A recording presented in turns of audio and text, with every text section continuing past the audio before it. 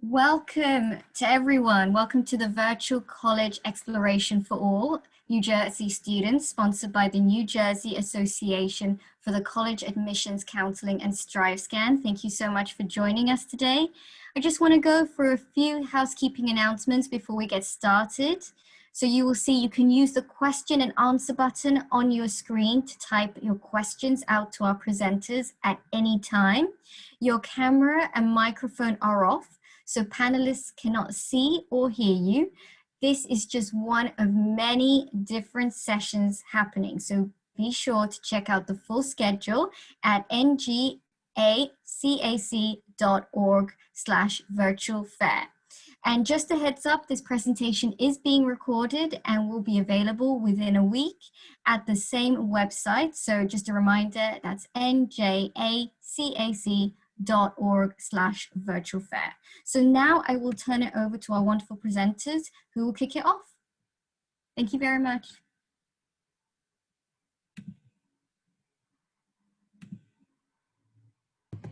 All right, thank you so much. And I am so excited that you all are here today to learn a little bit more about UMBC. My name is Rachel McCauley. I'm one of the admissions counselors at UMBC, and I am your point of contact throughout your exploration progress and process. And if you choose to apply to UMBC, I'm your girl to ask any questions or talk through, some questions and concerns that you might have. So it's really great to meet you virtually. And I have one of my colleagues here, Hannah, who is going to be helping out with Q&A. Hannah, would you like to say hello? Hi, everyone. It is so nice to meet you all. Again, my name is Hannah Albrecht. I, too, am a admissions counselor at UMBC. So if you have any questions, especially if they pertain to the visual and performing arts, I'm your girl. So yeah, thank you so much for joining today. Yes, definitely let us know if you're interested in the visual and performing arts, because we have a lot of specific details about that. But we do have tons and tons of majors and opportunities at UMBC, both visual and performing arts related and not. So we're going to dive into that today. And so thanks again for being with us. Let's get started. So this is our beautiful 500-acre campus here. You can see that we're one big circle, and everything within the circle is UMBC territory. So our name is University of Maryland, Baltimore County. So even though we have Baltimore in the name, we're not actually in Baltimore City, as you can see in the picture here. We're about 15 minutes outside of Baltimore City. So if you are interested in going to the city, it's super easy to do so with jobs and internships and just exploring our surrounding areas. But on our campus, we have a lot of stuff that is, great to get involved in as well. You can also see that we have some trees around our campus. So we're actually right next to Tapsco State Park. So if you're interested in hiking or you want to explore nature and get connected to nature, there's a nice little river that flows through it and tons of hiking trails. So definitely a great place to get involved with as well. And then we're actually in between two small towns. One's called Catonsville and one's called Arbutus. Arbutus has a lot of nice local coffee shops and other restaurants. They even have a bubble tea place nearby. And a lot of it, you can use your campus card at UMBC to pay for meals and drinks. So that's really cool that you can go off campus to get those things. In Catonsville is actually a little small music town. So they actually have festivals going on each year that students can go to and get involved in. They also have little coffee shops and diners and little boutiques and everything too. So it's a really quaint small town that our students love to go to. Now, everything within the circle, like I said, is UMBC territory. So the layout of the campus is so convenient because if you split the circle in half horizontally, everything on the bottom half of campus is residential and everything on the top half of campus is academic. So being in New Jersey, you might want to live on campus. It definitely is a little bit of a commute. So you might be living your first year in our residential halls, which if you go to the bottom half of the circle on the left-hand side, you'll see some bigger buildings, some in L shapes or U shapes down there. And those are our residential halls. And we have quad style housing, which means that you have a roommate and then you live next door to two other people, and those two rooms are shared by a bathroom. So if you ever have seen those hallway bathrooms where you have to walk down the hall to go take a shower, We don't have that at all at UMBC. Everyone's room is connected to a bathroom. So that's super convenient and a great layout. And there's a lot of way to get involved around the residential halls as well. They have ping pong tournaments, volleyball tournaments. People will gather to watch the VMAs or a football game on the TVs. There's pizza nights and whatnot. Tons of stuff going on around the residential halls. And then typically our upperclassmen will move on to our apartment buildings on campus. So in the bottom half of the circle on the right-hand side, you'll see some smaller buildings, which our students are allowed to live in their own room with 3 other roommates, and everybody, like I said, has their own bedroom. And there is a full kitchen, a bigger bathroom, a bigger living space for everyone to share. And it's just a really, really great environment to live in once you advance throughout your UMBC career. Now on the top side of campus, you'll see some buildings clustered together. You'll see a pool there as well. That is our Retriever Activities Center, where our gym is, and our pool, indoor and outdoor pools. But you'll also see that cluster of buildings. So those are gonna be where the majority of your classes are, which makes it really easy to get from one class to another. So if you have a class that ends at 10:50 and another one that starts at 11, it'll only take about a minute or 2 to get there, and you can even stop at Starbucks or Chick-fil-A on the way to your next class. So really convenient layout. We have some brand new buildings with state-of-the-art technology for you to use as soon as your freshman year, and a great way to get involved in and outside of the classroom. Now, we are the Chesapeake Bay Retrievers. We have our mascot, his name is True Grit. And Chesapeake Bay Retrievers are often confused with Golden Retrievers, right? Retrievers in general are very friendly and outgoing and really care about their people. That speaks really highly to who we are. But Chesapeake Bay Retrievers have a little grit to them. They have some toughness behind them. And you'll really see that on the courts and on the field at our games. And even in the classroom, we have some really, really hard, tough workers on our campus. But we still have that friendliness, that inclusion, and we're always there to support our fellow Retrievers. We are black and gold as well, so you'll see in the stands or on the courts or at our games, we'll always be showing our black and gold. So even as an alum, I'm still wearing my black and gold all the time because you can literally show that pride forever and still be so proud of our UMBC community. We also have about 11,000 undergraduate students on campus. So you'll see some schools that are about 40,000 students and some schools that are as small as just about 1,000 students or maybe just as big as your high school. So they really do vary in size, and UMBC is that good medium-sized school where you can walk around campus, you'll see your familiar faces, but 11,000 people is still a lot of people. It's hard to know 11,000 people at once. So there's always opportunities to network and meet new people. It also makes our class sizes about 30 students on average. My smallest class at UMBC was 11 people, so you better believe I got to know my classmates, I got to know my professors. And these professors really take the time to get to know you because not only do they care about your success in terms of your grade, but they care about your success in learning the material and being able to use that material outside of the classroom and into your future career one day. So really, really dedicated professors on our campus. Now we have 61 majors and 55 distinct programs, 70 minors, and 36 certificate programs. So like Hannah said, we do have the visual and performing arts on our campus, whether it be graphic design, animation, dance, theater, music. We have lots of different ways to explore creatively. Jeez. So there's a lot of different ways to do that. But we also have plenty of majors outside of the arts as well. So if you're interested in computer science or engineering, biology, chemistry, physics, those are just a few of our STEM majors on campus. We also have social science and other arts and humanities majors as well, such as, psychology, which was my major at UMBC, sociology, political science, philosophy, media and communications, global studies, lots to do at UMBC, a huge variety. And one of our biggest values is interdisciplinary studies, which means to kind of collaborate different topics and create your own values and skills based on that mixture of topics.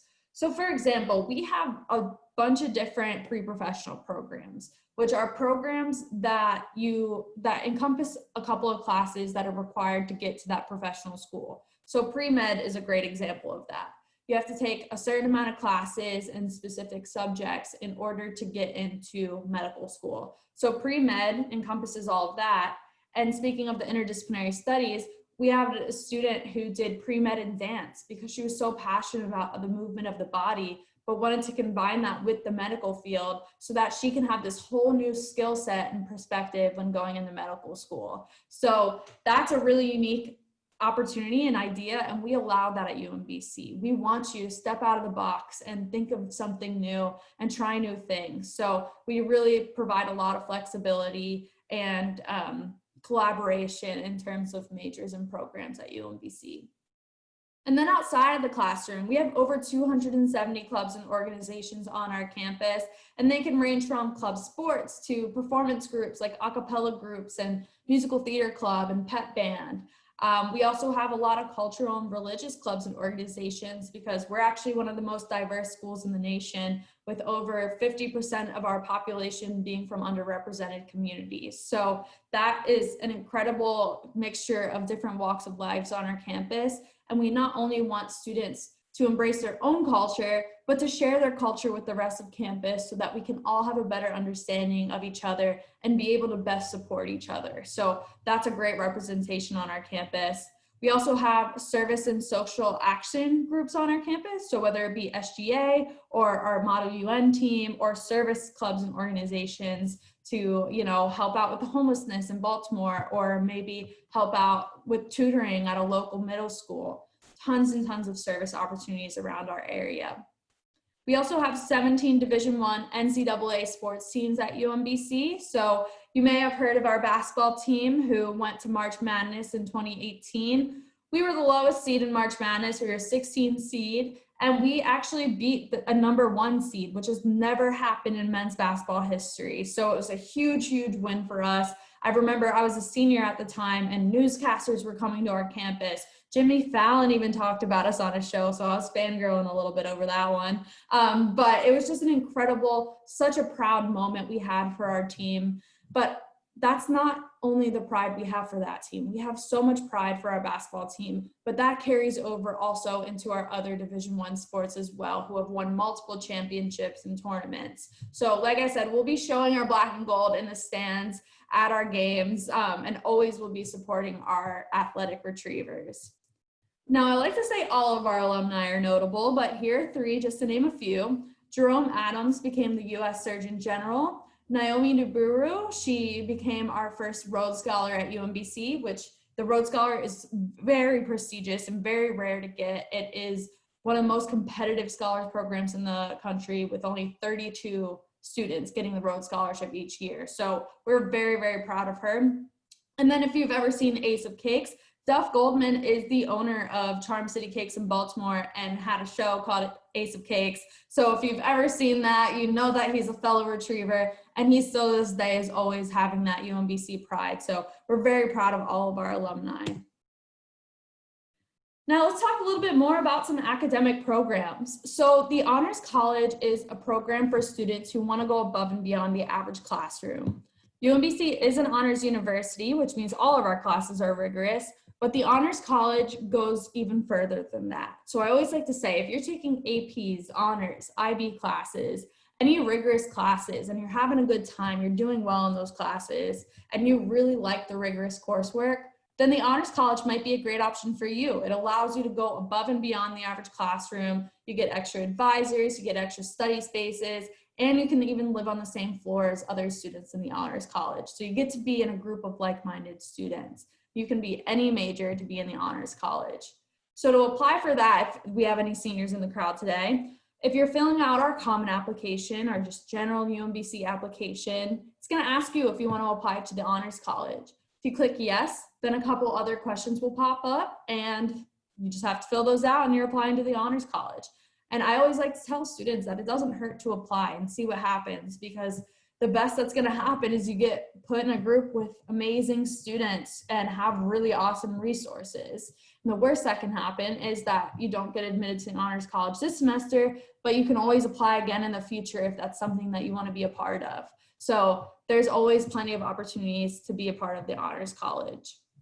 Scholars programs are similar, but they all have a specific focus. So it's similar in the way that these students want to go above and beyond. They want to push themselves academically. But the focuses consist of our Meyerhoff Scholars Program, which is a group of students from underrepresented communities who want to go above and beyond in research. They want to get their hands on research, and most of them want to go on to get their PhD or MD PhD after graduation at UMBC.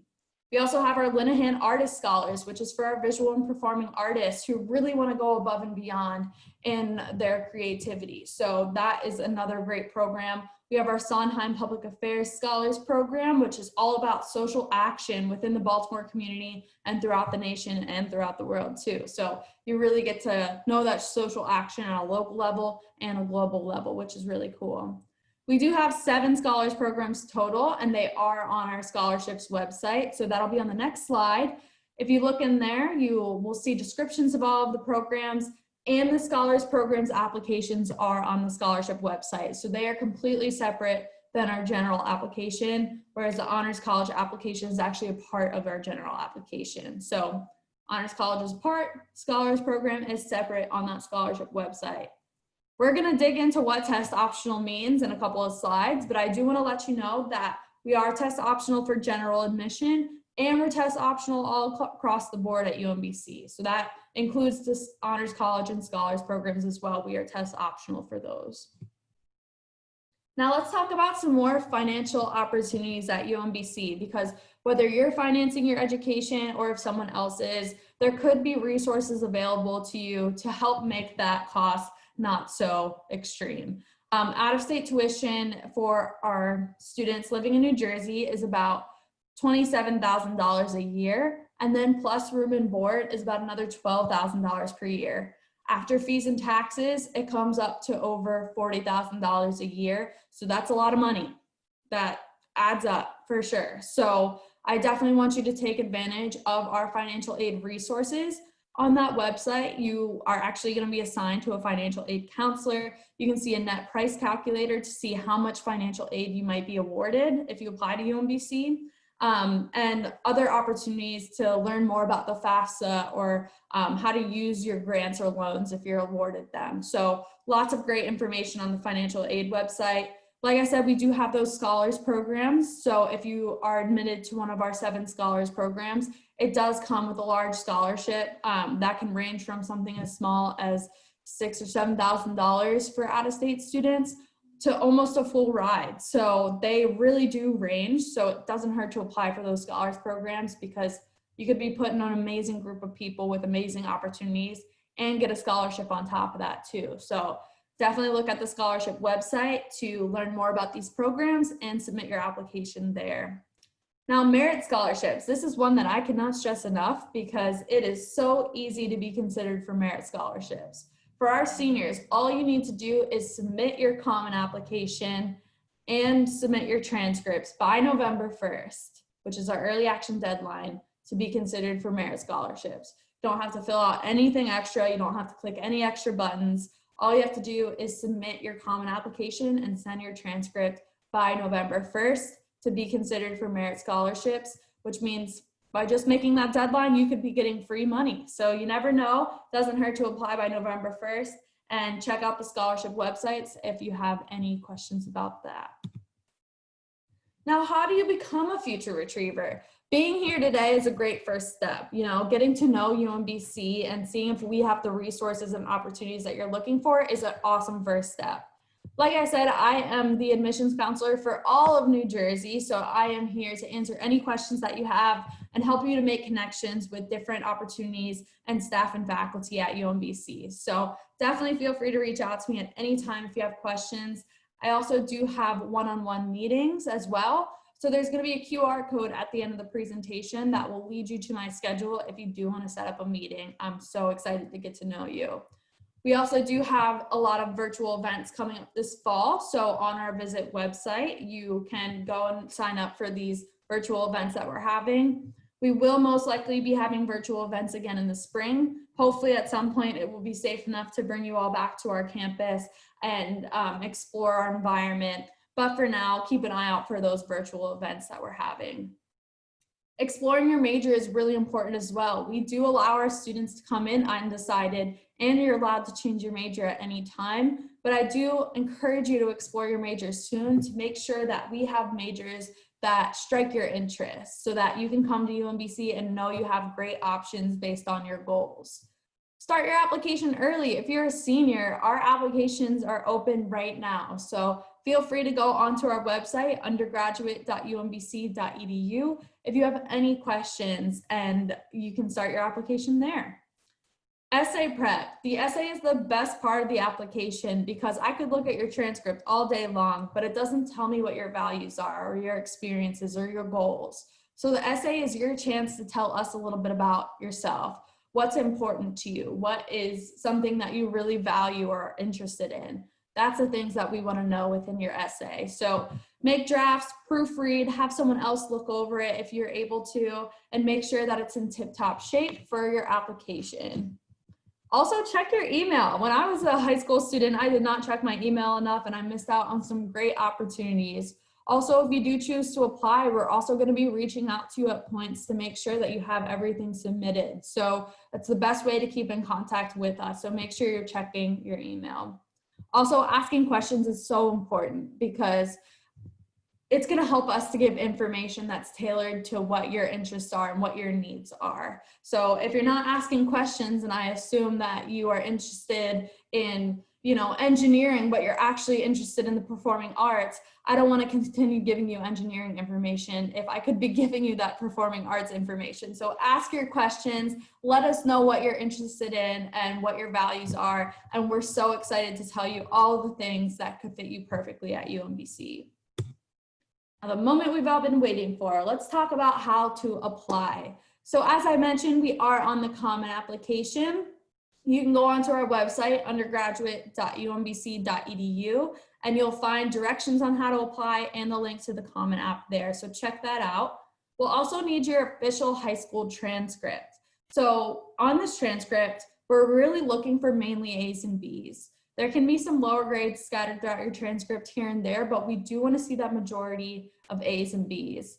We also want to see advanced coursework if your school offers it. So if you have AP or honors opportunities at your school, sorry for hearing beeping in the background, there's a fire truck going by. Anyways, so we're looking for those APs and honors, IB, advanced coursework at your school. That's what we're looking for on your transcript. We're also looking for good academic trends as well. So if you had a bad semester, your first semester of high school, but have really increased your grades from then that's something that really stands out to us as well. So that's kind of what we're looking for in terms of the transcript. And then for test optional, I promised we would talk about it. So if you have not taken the SAT or ACT, it's going to ask you on the Common Application, do you want to be considered for test optional, or do you want to submit your test scores? So if you do not have SAT or ACT scores, let us know that you don't want to submit test scores. Let us know that you want to go that test optional route. That means we don't have to blink an eye about whether or not you've taken the SAT or ACT before. Even if you have taken the SAT or ACT before, but you don't feel as if your scores truly speak to your academic potential, you don't have to submit them if you don't want to. And that's where I want to draw your eyes down to this gold box here. So if you got your ACTs back or your SATs back and you scored above the 25th percentile, those scores could really help your application review. Similarly, if you scored on the SAT above an 1190, then those scores could really help you. But if you're not quite there yet, it's okay not to submit them. So feel free to go that test optional route if you wish to do so. And let us know if you have questions about that too, because I know it can be a hard decision to make. So let me know, I'm happy to help. And then we'll accept up to 2 letters of recommendation. They can literally be from anyone except your family members and your friends. So if you have a teacher, a counselor, youth minister, a coach, employer, mentor, whoever can really speak highly to who you are and your academic performance, your hard work. These are the people that we want to hear from. So feel free to send up to 2, but they are optional, so we can review your application without it, but just know that it could really be something that helps your application. We do also have our application fee of $75, And as I mentioned, our November 1st deadline is our early action deadline. And by applying by November 1st, you're automatically guaranteed to be considered for merit scholarship. So I highly encourage November 1st. But if life happens and you can't get it in by then, February 1st is our regular deadline. And again, this is my contact information. We do have the first QR code, which will allow you to sign in. This is going to give you my information, and I will have your information as well. And you'll get access to a UMBC view book, which is really great because it has so much information about UMBC all in one place. So feel free to use that QR code by taking out your phone, using your camera, and scanning that code. The second code that we have here is my calendar for one-on-one meetings. So if you're interested in setting up a personal meeting with me, you can scan that code and let me know if you have any questions. But with that being said, if anybody does have questions now, I'd be so happy to answer them.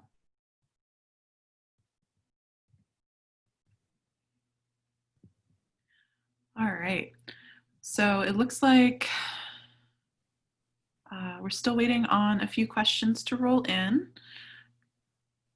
All right. Well, I do have some canned questions here too, if no one has any that we can go over. They're very common questions that we get asked and are so important to have the answers to. So hopefully this will strike up a couple of questions that you might be having. So feel free to use the Q&A feature if you do have any questions. So the first one is, do we accept AP, IB, and CLEP scores? We absolutely do. So we have a website that actually shows all of the scores needed to get those credits at UMBC. We don't need these scores until after you apply. They aren't needed for your application review. But if you do intend to go into UMBC and you want to send your scores to get credit, then feel free to do so after you're admitted to UMBC. Is an interview required for the admissions process? No, an interview is not required. We don't even hold interviews at UMBC. The only time interviews are held is for our Scholars Program application. So if you're interested in a Scholars Program, there is interviews that you could be invited to at the point in the review process. But for general admission, we do not have interviews. We're obviously happy to have a meeting with you and talk through any questions you might have, but it's not considered as part of your admissions review. And then how do you check your application status? So after you apply to UMBC, you're going to get something called an application acknowledgement email. And that is going to give you a campus ID. Basically with that campus ID, you're going to be able to create something called My UMBC account. And it's going to have this portal that's going to show you whether or not we've received your documents yet. Eventually, it's going to tell you whether or not you were admitted to UMBC after we do your review. You will get a letter in the mail stating whether or not you were admitted, but it will also show on your My UMBC account as well. So that will happen after you submit your application and you get your campus ID through email. So that's a whole nother reason, check your email as well. And then will UMBC be test optional for the semesters beyond 2021? That is something that we're still evaluating. We are taking this year to really evaluate the benefits of being test optional and how that compared to before when we were requiring test scores. So we're really going to be evaluating that over the next year, but we'll keep anyone who is a junior, sophomore, freshman updated if we do make any changes. So keep an eye out for that as well. Those are our most popular canned questions. I'm still not seeing any questions in the Q&A, but like I said, I'll put my email up again. Hannah, are you seeing anything?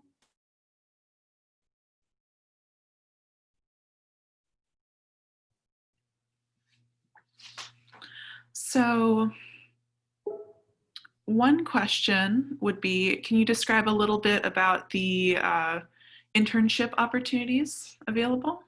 Absolutely. So it really does depend on what major you're interested in studying, but we do have tons and tons of job and internship opportunities, whether it be on our campus or off of our campus. So being in that Baltimore area means we're located to so many amazing corporations and job opportunities. And what's cool is UMBC has something called the Career Center, where we have career advisors who will talk through what your career goals are. They'll look over your resume and your cover letter. They'll do mock interviews with you, but they also have this amazing database that is called UMBC Works that shows opportunities that are on our campus and off of our campus that you might be interested in. And they're also organized by major too. So if you're a biology major, you might see these internship and job opportunities related to the biology major that you could be qualified for. So it's kind of like looking on a job search website, but it's specific for only UMBC students to look at.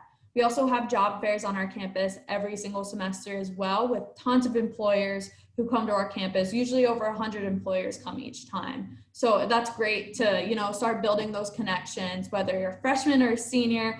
They love connecting with our students.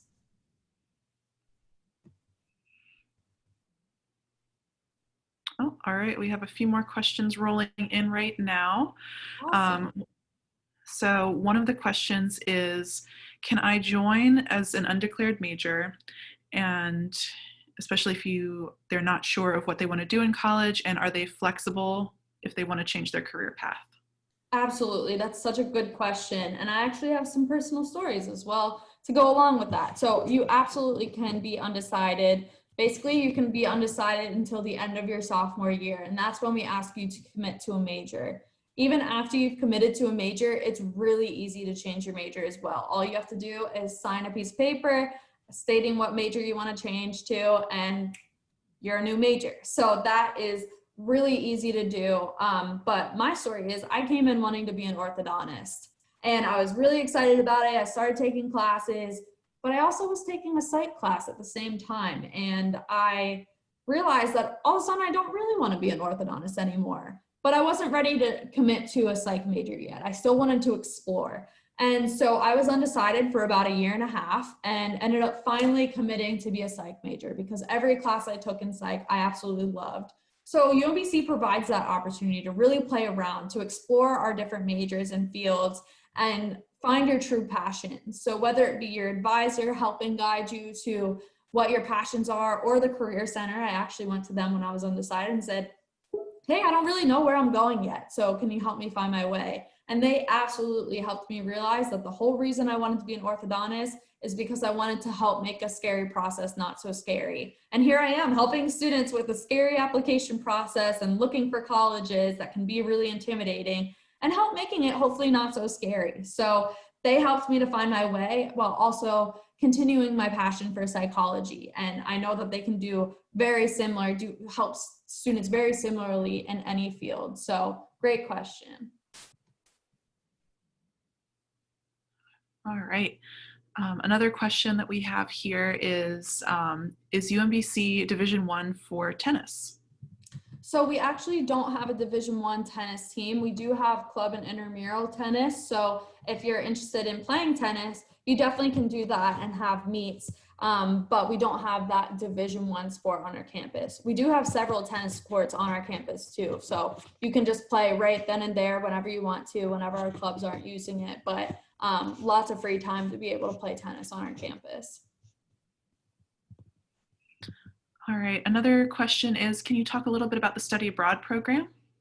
Sure thing, yeah. So our study abroad program is not active right now for obvious reasons, but we have an incredible study abroad program. I was actually working with a student earlier today where we were looking at the list of all the different countries and cities you can go to, and the list just keeps going and going and going because there's so many opportunities, and that number keeps growing. So I never can remember the actual number of countries we go to because it's growing and growing and growing each year. So some common places that people go to are several different countries in Europe. That is the most affordable out of all of our programs typically. And there's easy travel between countries in Europe as well. You know, it's very cheap when you're studying abroad in Italy to go to Spain for the weekend and come back. So that's why a lot of people do like to go to Europe, but we also have lots of study abroad opportunities throughout all of the continent of Asia. I actually had some friends who went to Australia recently. There's even places in Africa and South America that our students can go to as well. The main thing is, if there's anything that changes in the world, we absolutely will hold or terminate our study abroad programs if we feel that our students would be going somewhere unsafe. So as the world changes, we may change where our students are able to go, but for the most part, our students are always welcome to go different places in Europe, Asia, and Australia. So really great opportunities. And something important to ask, whether or not it's for UMBC or other schools, is do those credits that you take abroad count towards your degree at UMBC or any college you're interested in. They absolutely will transfer back to UMBC. If you're taking those classes abroad, they will count towards your degree. That's not always the case everywhere, so make sure you ask that question if you're interested in studying abroad during college. All right, and then also, Rachel, could you talk a little bit about what campus life is like on campus? Absolutely. So there are events almost every single day on our campus. Right now, because of everything going on with COVID-19, most of our events are happening virtually. So whether it be virtual breakfast and bingo, which is something huge on our campus, it sounds so silly, but when we actually are in person, we will have, in our Retriever Activity Center, we have these basketball courts. We'll set up a huge screen and a stage with these huge prizes wrapped up, and the whole gym is filled with just tables of people playing bingo. And what's crazy about it is that I have never seen people scream so much about bingo in my life and just cheer and get so pumped up for bingo. Because in those boxes, it could be Nintendo Switches or flat screen TVs or just some incredible, really expensive prizes that we all want but don't want to pay for. So it's so much fun, and our students get so pumped up. So they're doing similar things like that online, but our events can get as big as a 2-story bonfire on our campus, or artists like Meg the Stallion, or when I was a freshman, Kesha was on our campus. We also have a petting zoo that comes to our campus sometimes, or it could be, this time of year we'll have like painting and carving pumpkins and fall treats being sold on something we call the Breezeway, which is the little tunnel that goes to our campus. So you'll see students all the time, encouraging other students to get involved on campus, whether it be at our events or our clubs and organizations. There's always something going on. So it's extremely fun and exciting. All right. So what is your favorite place to eat on campus and off campus?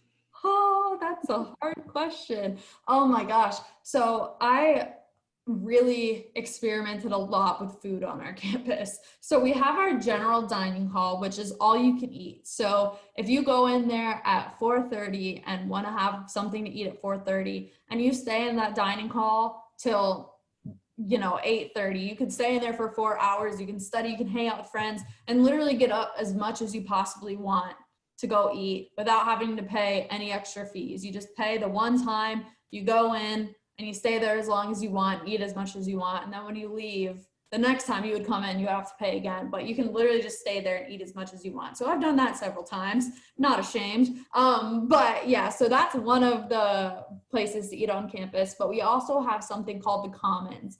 And the Commons is a huge building that is dedicated to mainly our clubs and organizations and our bookstore, but there's also several places to eat in there as well. So we have a Mexican place, we have a salad place, an Italian place, we have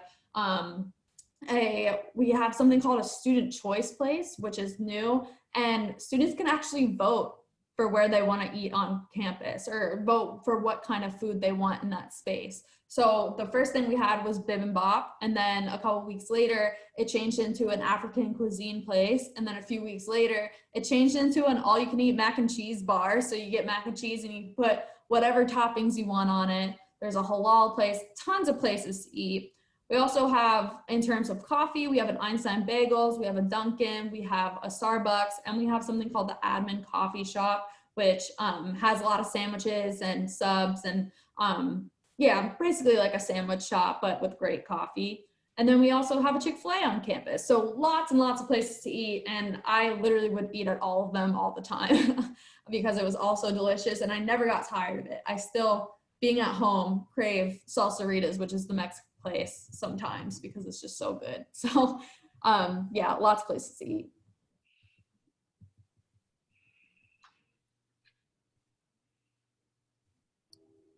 All right, that looks like that's all the questions that we have for right now, at least.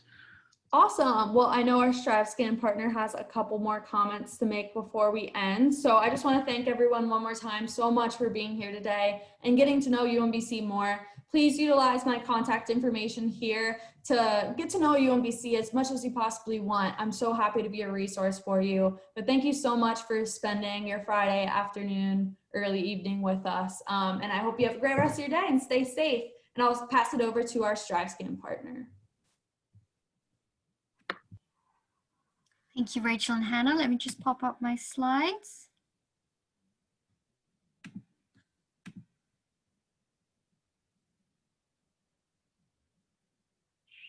Apologies, they have disappeared from my end.